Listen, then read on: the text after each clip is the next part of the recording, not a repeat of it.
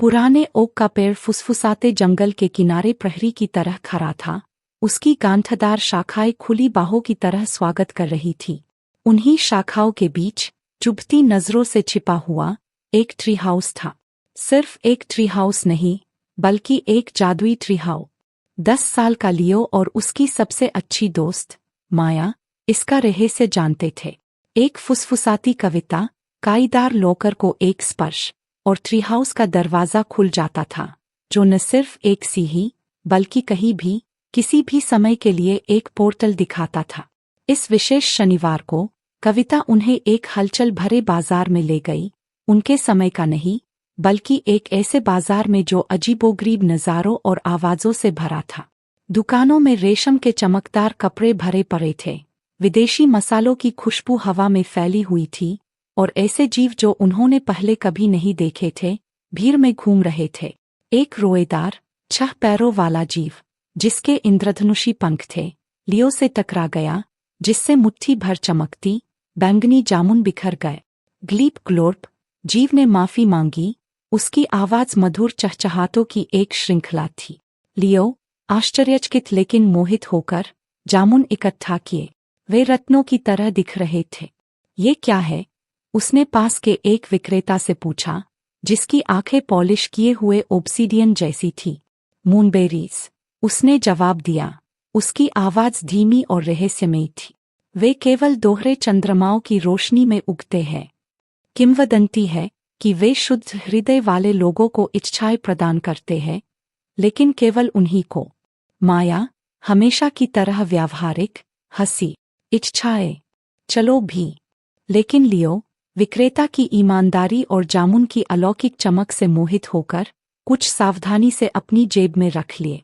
उन्होंने बाकी समय बाजार में अजीबोगरीब सामान और उससे भी अजीबोगरीब निवासियों को देखकर बिताया, इससे पहले कि वे वापसी की कविता फुसफुसाए और खुद को अपने समय में वापस पाए। ट्री हाउस में वापस लियो ने मूनबेरीज की जांच की। उसने उनकी ओर एक अजीब खिंचाव महसूस किया, संभावना का एहसास।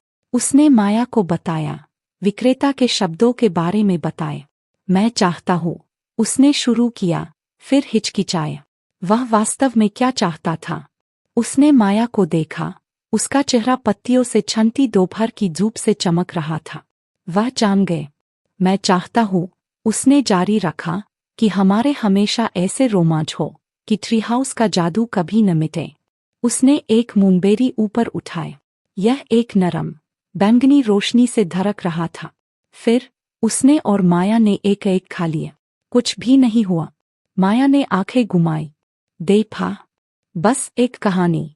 लेकिन लियो ने अपने अंदर एक गर्माहट महसूस की, गहरी संतुष्टि की भावना। उसने ट्री हाउस को देखा, परिचित लकड़ी के तख्तों और रस्सी की सीढ़ी को। यह कोई अलग नहीं दिख रहा था, लेकिन वह जानता था, किसी तरह, कि यह था।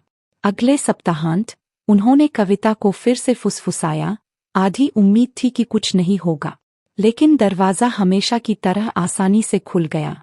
एक बाजार का नहीं, बल्कि फिरोजा समुद्र पर पालते एक समुद्री डाकू जहाज का रास्ता दिखाते हुए वे सवार हुए।